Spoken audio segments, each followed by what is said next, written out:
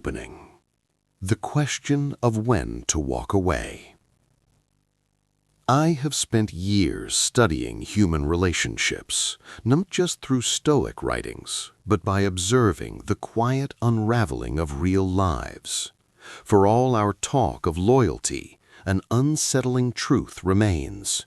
The deepest wounds are seldom caused by strangers, but by those we once trusted to stand with us forever. The Stoics never used words like toxicity or boundaries, yet they warned of corrupted character, disturbed peace, and the duty to protect our inner world.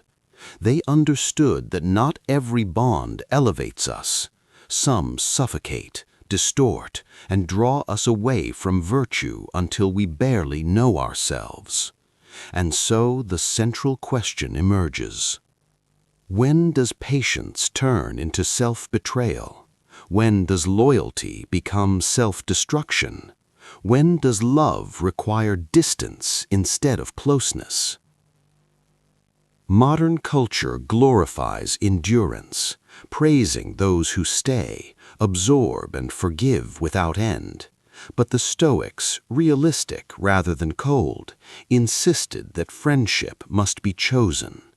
Epictetus urged us to walk with those who uplift. Marcus Aurelius reminded us to reclaim tranquility when others disturb it. So I invite you to examine this dilemma, not with judgment, but with honesty. I will explore 8 signs that a relationship, romantic, familial, or lifelong, has crossed the point where stepping back becomes not cruelty, but necessity. I have seen envy disguised as humor, siblings polite in public but ruthless in private, and adults diminished by those who claim to love them. Many endure not from nobility, but from fear disguised as duty. This is not a call to reckless severing, nor a celebration of isolation. It is a reminder that your mind is the one realm you govern. When someone quietly erodes that peace over years, virtue demands clarity and action, not passive suffering. Let us begin, not with rage, but with clear eyes, not with ultimatums, but with observation. The first sign is subtle, often ignored, yet devastating in its accumulation. Belittlement. Part 1. The quiet corrosion of belittlement. There is a harm that leaves no visible scars. It rarely erupts in arguments, but slips quietly into conversations through tone, innuendo, and jokes that sting. Because it is subtle, it is often the most dangerous. I watched a former student, bright and ambitious, slowly wither under a friend's persistent belittlement. His remarks were small, a smirk at her hopes, a shrug at her success. His critiques posed as realism and practicality, yet their purpose was to erode, not uplift. Belittlement follows a pattern. It begins as gentle sarcasm. It shifts into discouragement disguised as concern, and eventually becomes a habit of minimizing your existence. To outsiders, such exchanges look harmless. Friends tease, families joke. But the Stoics taught that speech reveals character. When words consistently diminish rather than support, we are no longer dealing with companionship, but subtle domination. Belittlement thrives on ambiguity, allowing denial. I was joking. You're too sensitive. You need to be realistic. Seneca warned against those whose tone is affectionate while their words injure. The true measure lies not in excuses, but in how you feel. If your spirit shrinks or your voice quiets, belittlement is present. Not all criticism is harmful. Stoicism welcomes critique rooted in virtue and improvement. But criticism meant to belittle seeks control. fueled not by wisdom but insecurity. Belittlement appears through comparison, stripping individuality, dismissal, minimizing achievements, mockery, cruelty behind humor. I have seen confident people become timid versions of themselves, afraid to speak or dream. The worst effect is not the pain itself, but its normalization. One begins to accept ridicule, lower ambitions, and doubt capability. The Stoic response is neither rage nor pleading. It is withdrawing emotional access. Marcus Aurelius reminds us we cannot control another's behavior, only our response. Belittlement cannot be reasoned away. It reveals character. When someone repeatedly tries to make you smaller, they expose their discomfort with your potential. Stepping back is not pettiness, it is self-respect. A true companion delights in your growth. A noble soul does not need to diminish another. If you consistently feel smaller after interacting with someone, smaller in ambition, voice, or confidence, then you are not in a relationship. You are in erosion. And erosion, though gradual, destroys marble and mountains alike. Part 2. The refusal of responsibility when blame becomes a cage. Long before studying Stoicism, I wondered why some relationships drain us so deeply. Cruelty and hostility are obvious, but the most damaging are the quiet saboteurs, the ones who smile, embrace you, and slowly convince you that everything is your fault. True responsibility is a mark of maturity. The Stoics saw it as a core virtue. Yet many today treat responsibility as a threat, dodging it by twisting memory and reality to avoid accountability. This is not loud conflict, it is a gradual erosion of confidence and self-respect. A story. I once mentored a promising student, brilliant and kind, caught in a relationship that left her confused.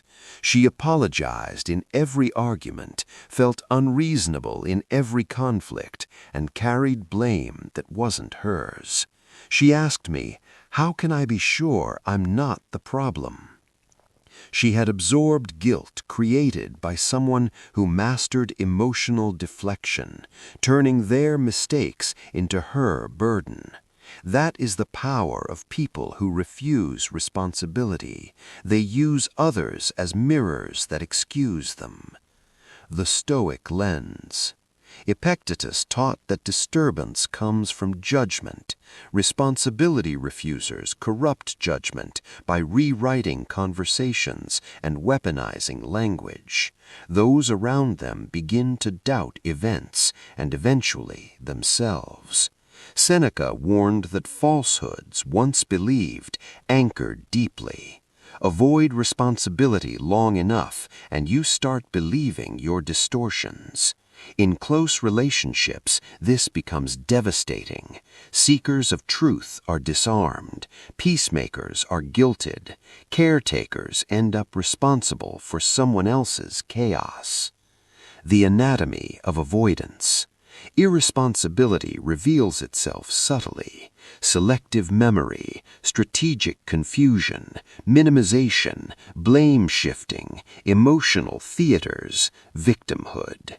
It speaks through phrases like, "You're too sensitive," "You misunderstood," "If you hadn't done that." Each one displaces, deflects, destabilizes. The goal is not truth, but escape. When you raise an issue, they pivot to your tone. Set a boundary, and you're unreasonable. Seek accountability, and they question your sanity. Over time, surrender becomes easier than clarity. The psychological toll.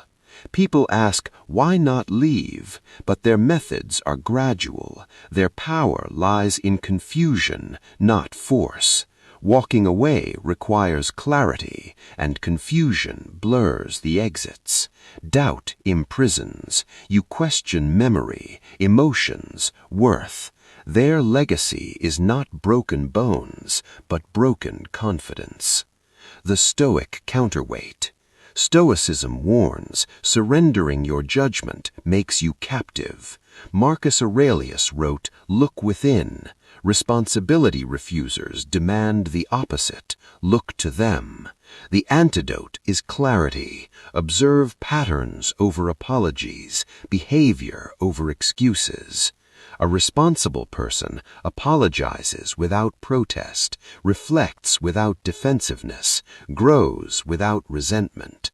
Stoicism does not ask us to punish irresponsibility, only to recognize it, and once recognized, detach, not with rage, but calm distance. When cutting ties becomes self-respect, some relationships cannot endure, not from lack of affection, but lack of accountability. Affection without responsibility becomes exploitation. Family without responsibility becomes a guilt trap. Stoicism teaches loyalty to virtue, not blood. When one refuses responsibility, the relationship loses balance. You end up holding both sides until you collapse. The scholar's reflection. Responsibility is a world view. Some embrace it, others fear or reject it. Entangle yourself with those who reject it, and you inherit their burdens. I know this as doctrine and as pain. A Stoic truth. Your duty is not to carry guilt others refuse to bear. It is to protect your judgment, peace, and mind. Responsibility is freedom. Irresponsibility is dependence. Stay with someone who refuses responsibility, and you become responsible for both until you choose otherwise. Epilogue. If anger drives you to leave, it may fade. If guilt keeps you staying, you may lose yourself. But if clarity moves you to step back, you discover an essential truth. Self-respect is not cruelty, it is sovereignty. Part 3. The illusion of control, when comfort masquerades as clarity. There is a strange paradox in human behavior. We desperately want control over outcomes, while simultaneously avoiding the responsibility that grants it. And so we build illusions. Illusions that feel like control, but provide none. Illusions that soothe the mind, but sabotage progress. Stoic philosophy identified this over 2,000 years ago. Marcus Aurelius warned that humans often seek the appearance of wisdom instead of the pursuit of it. Epictetus cautioned that we are seduced by the comfort of thinking rather than the discipline of doing. The illusion begins with preparation. We tell ourselves we need one more plan, one more book, one more course, one more sign, one more perfect moment. And while preparation is rational, the addiction to preparation is emotional. It is the mind saying, if I keep preparing, I can avoid the possibility of failing. Preparation becomes a shield from action, a way to feel safe while avoiding responsibility. True control comes from decisions. False control comes from delay. The illusion deepens through distraction. We convince ourselves we are productive because we are busy, but busyness is not progress. Research is not decision. Planning is not execution. Consuming is not creating. You can spend an entire decade learning how to change your life and never actually change it. The illusion of control is strongest in the mind that refuses to act. Comfort is the mind's favorite deception. Comfort tells you you're not ready yet. You need approval before you start. You should avoid risk until you are certain. But Stoicism teaches the opposite. Clarity comes from action. Readiness comes from repetition. Certainty is an illusion itself. You don't gain control before you act. You gain control because you act. Why the illusion is so seductive? Because it gives you safety without sacrifice, progress without pain, confidence without courage.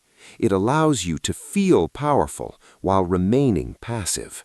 And this is why so many intelligent, capable individuals remain stuck. Not because they lack potential, but because they cling to the illusion that control is possible without risk. The hard truth. Every major life transformation requires the discomfort of uncertainty, the risk of being wrong, and the courage to act without guarantees. There is no path of comfort that leads to power. There is no path of avoidance that leads to autonomy. A Stoic reframe. Stop asking, how do I avoid failure? Ask instead, what am I avoiding that would transform me if I faced it? This is the shift from illusion to responsibility, fantasy to reality, avoidance to agency. Because here is the ultimate Stoic law. You can't control everything, but you can control effort, choices, discipline, and meaning. And those four things are the only things that ever mattered. Part 4. The Architecture of Fear. How the Mind Protects Comfort at the Expense of Growth. Avoidance isn't random. It isn't weakness. It isn't laziness. It is engineered. The mind builds fear the same way a builder constructs a house, deliberately, brick by brick, belief by belief, until you are walled in by excuses that feel like truth. Fear's primary function: preservation, not progress. Fear is not designed to help you grow. It is designed to help you survive. The mind's ancient programming prioritizes stability over risk, familiarity over evolution, repetition over reinvention. So when you attempt to break a habit, pursue ambition, change identity, challenge circumstance, the mind interprets it as danger, even if the danger is imaginary. The mind's first tactic: magnification. It enlarges the cost of action, the risk of embarrassment, the possibility of failure, while minimizing the reward of change, the pain of staying the same, the cost of stagnation. It whispers, what if you lose? What if you are judged? What if you regret this? Notice what it never asks. What if this changes everything? The second tactic: rationalization. Fear rarely announces itself honestly. It does not say, I am scared. It says, I'm not ready. This isn't the right time. I'll start after. I need more clarity. It takes emotional resistance and disguises it as logical caution. This is how intelligent people stay stuck, not because they lack logic, but because they weaponize logic to justify fear. The third tactic: identity attachment. Your mind links identity to familiarity. So when you try to change, the mind tells you, this isn't who you are. You're pretending. You will fail because you've failed before. The past becomes a prediction. The old self becomes a prison. But identity is not fixed. Identity is formed by action. You become the person who does the thing, not the person who waits to become ready. The most dangerous fear is subtle. It's not panic. It's not terror. It's the everyday fear that feels like hesitation, procrastination, indecision, perfectionism. Small enough to justify, small enough to ignore, small enough to let years disappear. This is the fear that destroys potential quietly. A Stoic reality check. The Stoics didn't aim to eliminate fear, they aimed to understand it. Because once you understand something, you are no longer controlled by it. Marcus Aurelius did not seek comfort, he sought clarity. Epictetus didn't ask, "How do I avoid fear?" He asked, "How do I act despite it?" Here is the paradox. The moment you take responsibility, fear loses its power. Not because it disappears, but because you stop obeying it. Courage is not the absence of fear. Courage is the decision that fear will not make your choices for you. Part 5. The Hidden Payoff. Why avoidance feels safer than becoming who you could be. If avoidance only destroyed us, we would abandon it. If procrastination brought only pain, we would reject it. If comfort only weakened us, we would run from it. The uncomfortable truth is this: avoidance survives because it rewards you. It gives you something you value, often unconsciously. To break the cycle, you must see the payoff. Payoff number 1: protection from judgment. When you never try, you avoid judgment. No attempt means no criticism, no ridicule, no comparison. People cannot attack what you never build. The ego whispers, "Better to remain unseen than risk rejection." But invisibility carries a cost. If no one can judge you, no one can recognize you either. Payoff number 2: preservation of the old identity. Action forces evolution. Avoidance preserves the familiar. Your mind equates familiar with safety and change with uncertainty. Even if your identity is limiting, it is known. Avoidance lets you keep the narrative. I could succeed if I tried. It protects the fantasy of potential without facing reality. Payoff number 3: relief from responsibility. Responsibility demands commitment, consistency, consequence. Avoidance removes all three. If you never commit, you cannot fail. If you never begin, you cannot fall short. Avoidance offers freedom, but it's the freedom of emptiness, not fulfillment. Payoff number 4: emotional comfort. Comfort is not joy or purpose, only the absence of discomfort. Avoidance offers short-term relief, short-term escape, but short-term comfort becomes long-term misery. Payoff number 5: the illusion of potential. The most seductive payoff. As long as you don't try, your potential remains untouched, untested, unchallenged, unblemished. Avoidance protects potential like glass protects something fragile, intact yet unused. Stoicism exposes the illusion. Potential unexpressed is potential wasted. The final payoff: the story of later. Avoidance whispers, "I'm not quitting, I'm waiting." Later becomes the refuge of the fearful and the disguise of the capable, and eventually the graveyard of ambition.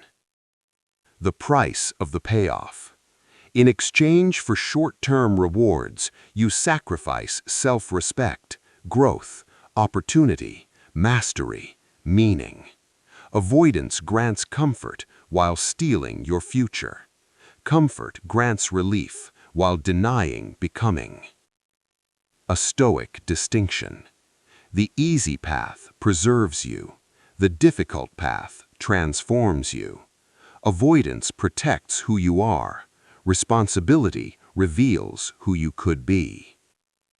The question that ends the payoff. Ask, What do I gain from avoidance that I'm afraid to lose? Safety? Identity? Comfort? Potential? Name the payoff, and avoidance loses power. Because once you see the trade, the illusion dissolves. Part 6. The root of avoidance, the belief you are not worthy of the life you want. Beneath excuses, beneath fear, beneath procrastination and distraction lies something deeper, a belief so quiet and painful most never speak it. I don't deserve the life I want. Not consciously, but subtly. How this belief appears. You hesitate at opportunity. You downplay strengths, dismiss achievements, avoid ambition. Not from lack of ability, but from doubts about worthiness. Your mind whispers, who am I to want more? Who am I to succeed or lead? So avoidance becomes protection from potential proof you might fail or succeed and be seen. Stoicism confronts this directly. Epictetus, you are defined by choices, not past. Marcus Aurelius, you control your mind. Seneca, much suffering is imagined. Worthiness is not granted, it is realized through action. Where the belief begins. It grows from past criticism, childhood conditioning, failures turned into identity, comparison treated as truth, environments that punished ambition. So you learned to shrink, not ask for more, not risk visibility. You grew afraid of ridicule, envy, expectation, but not of mediocrity. Avoidance feels like safety. If you never try, worth is never questioned. If you never commit, identity is never challenged. Avoidance lets you say, I could succeed, I just haven't tried. But potential is not proof, it is a promise unfulfilled. The Stoic reversal. You do not act because you feel worthy because you act. Discipline builds self-respect. Progress builds confidence. Achievement builds identity. Action creates belief, not the other way around. The greatest cost, not lost time or opportunity, but lost identity. Avoidance denies you the chance to meet the person you could become. It is not simply delay, it is refusal. The turning point. When you realize you are not waiting for the right moment, you are waiting to feel worthy, everything shifts. Waiting is not preparation. Waiting is self-doubt. The Stoic truth. You deserve the life you are willing to work for, not because of talent or past, but because of choice. Worthiness is earned, not inherited. The invitation. The question is not, am I worthy, but am I willing? If you are willing to act, you are worthy to receive. Part 7. The weight of responsibility. Why it feels like a burden when it's actually the path to freedom. Responsibility has a branding problem.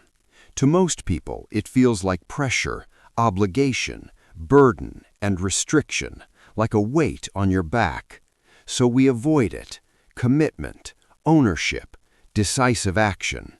Not because responsibility is harmful, but because we misunderstand it.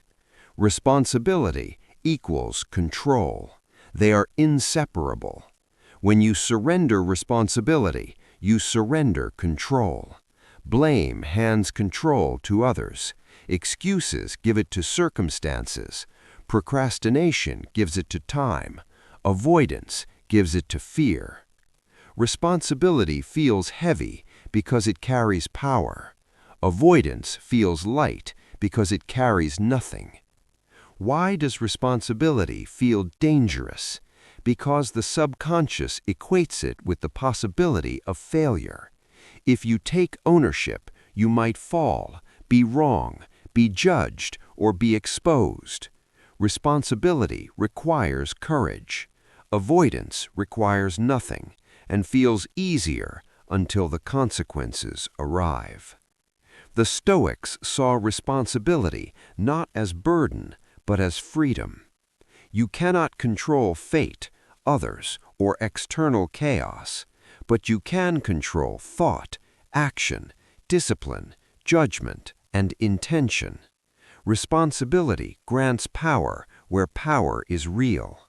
Marcus Aurelius said, "You have power over your mind, not outside events." For him, responsibility was liberation. Avoidance protects you from failure, disappointment, and rejection, but it also prevents growth, victory, leadership, creation, and transformation. Avoidance removes consequence. Responsibility gives birth to achievement. The paradox, the weight you fear is the weight that strengthens you. A muscle grows under load. Strain creates strength. Without resistance, there is no resilience or character. You are not strengthened by being spared weight, but by learning to bear it. Responsibility hurts because it eliminates excuses. No escape, no one to blame. It forces confrontation with who you are, who you pretend to be, and who you could become. Responsibility exposes reality. Illusion is comfortable. Reality is not. The turning point is reframing responsibility, not as pressure or punishment, but as autonomy, authorship, and sovereignty. Responsibility declares, "My life is mine."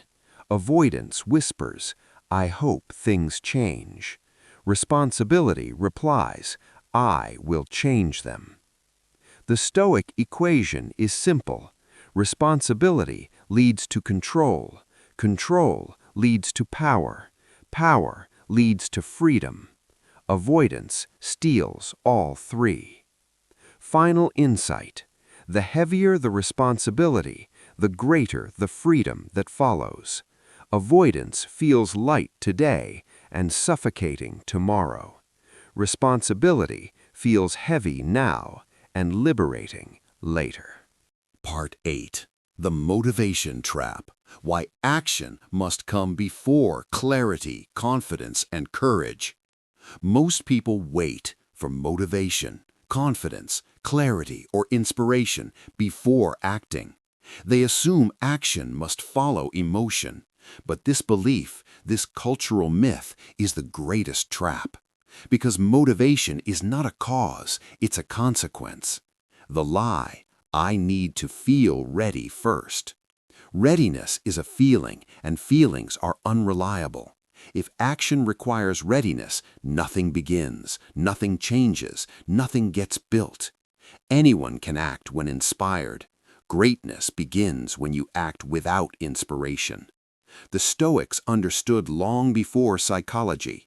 Emotion follows action, not the reverse. The truth about motivation. Motivation doesn't precede momentum.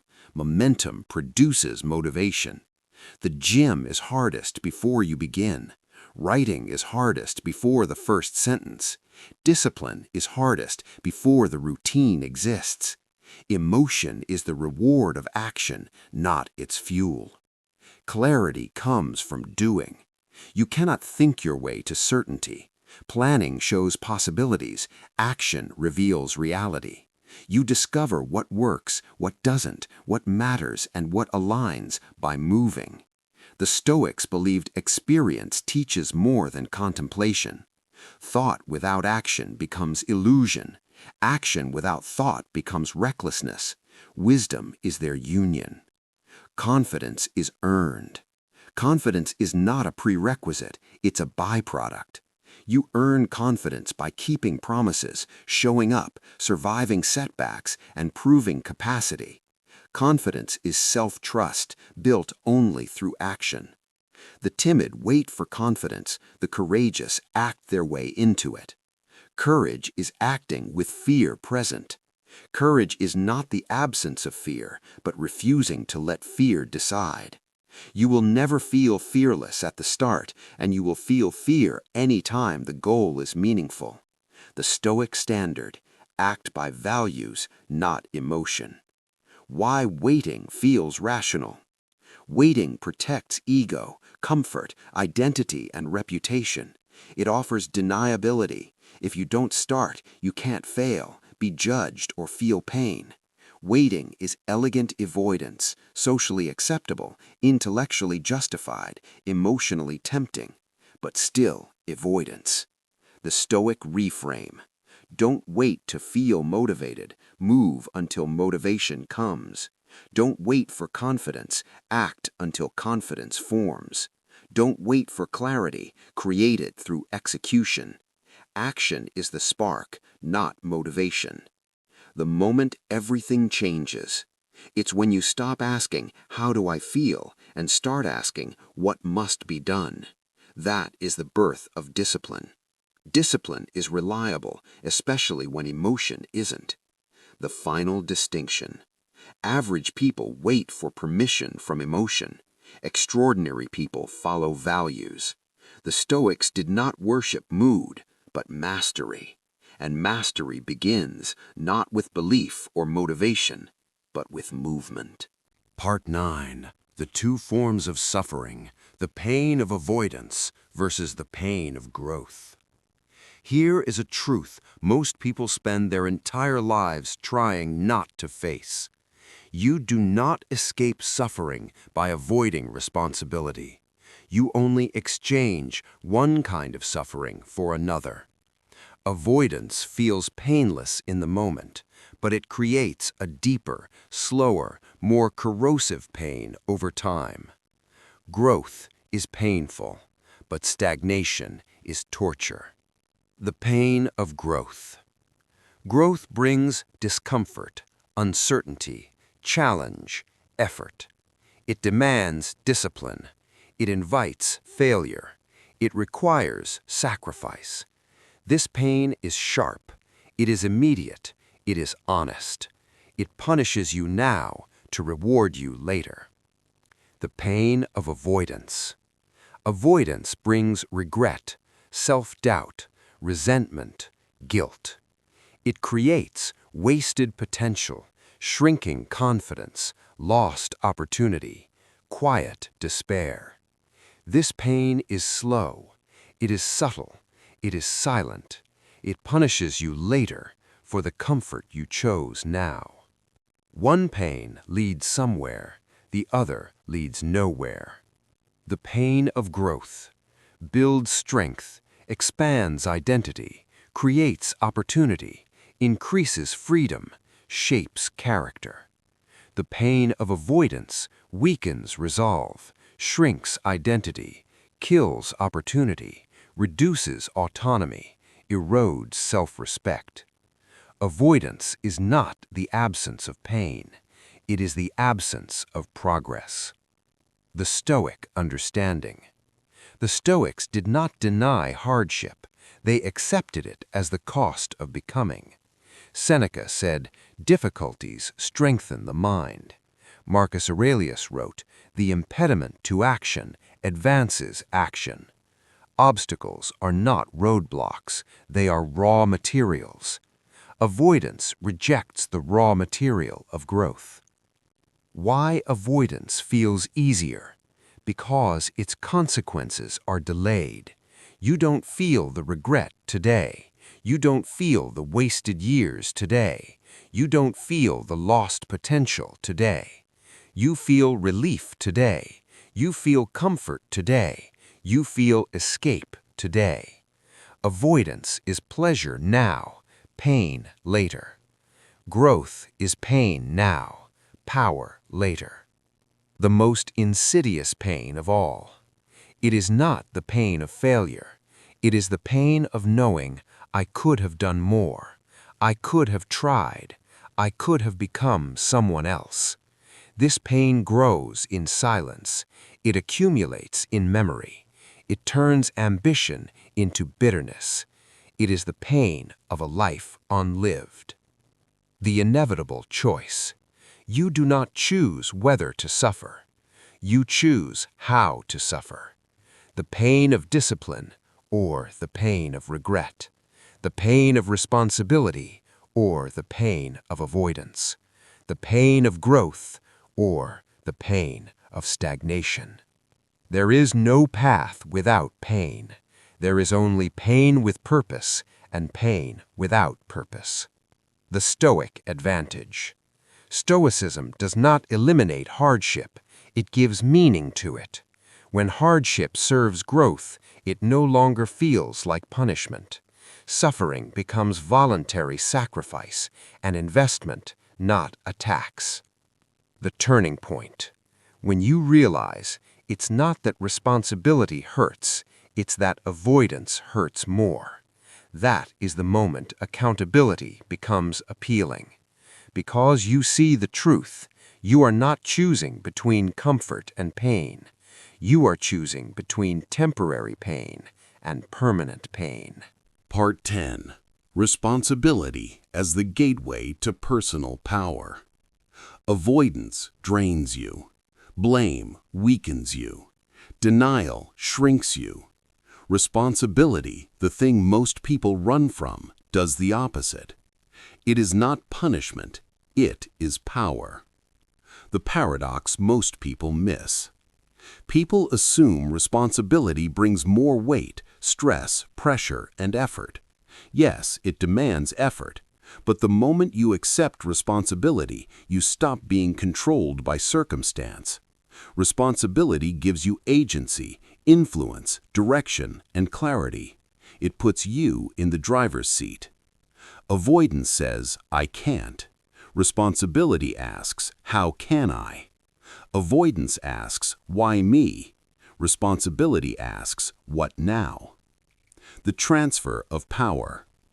Every time you blame the economy, parents, partners, bosses, luck, or unfairness, you hand power away and declare, they control my outcome. You may feel justified or protected, but you are powerless. Responsibility is the moment you stop waiting for others to change and start changing what you can. Responsibility creates identity. It teaches you who you are, what you value, what you stand for, and what you can do.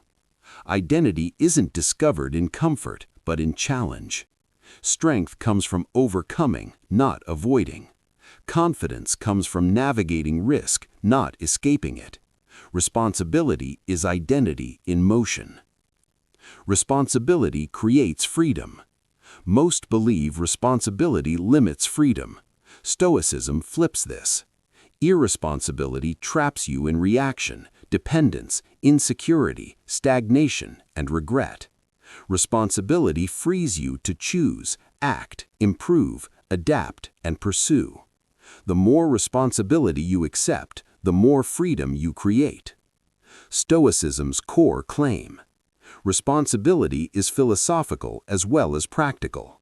To be responsible is to claim authorship over thought, dominion over emotion, stewardship of choice, and accountability for reaction. Marcus Aurelius wrote, "Look well into yourself. There is a source of strength which will always spring up if you will always look." That strength is responsibility. Responsibility is self-respect. If you cannot trust yourself to hold yourself accountable, you cannot trust yourself at all. Self-respect comes from keeping promises, admitting shortcomings, correcting course, and owning choices. Without responsibility, self-respect is impossible. Without self-respect, peace is impossible. Responsibility ends excuses. Excuses feel safe, but cost potential, dignity, growth, and integrity. Responsibility doesn't guarantee success, but it guarantees progress. It doesn't prevent failure, but it prevents regret. It doesn't remove hardship, but turns hardship into fuel. The moment of transformation. Everything shifts when you realize no one is coming. No one is responsible for your life. No one will rescue you. You are the author, architect, and captain. Responsibility reveals something profound. You were never powerless, only unaware of your power. The transition to the final conclusion. We have explored why avoidance corrodes, why accountability matters, how responsibility empowers, how growth transforms. Closing epilogue, the final mirror.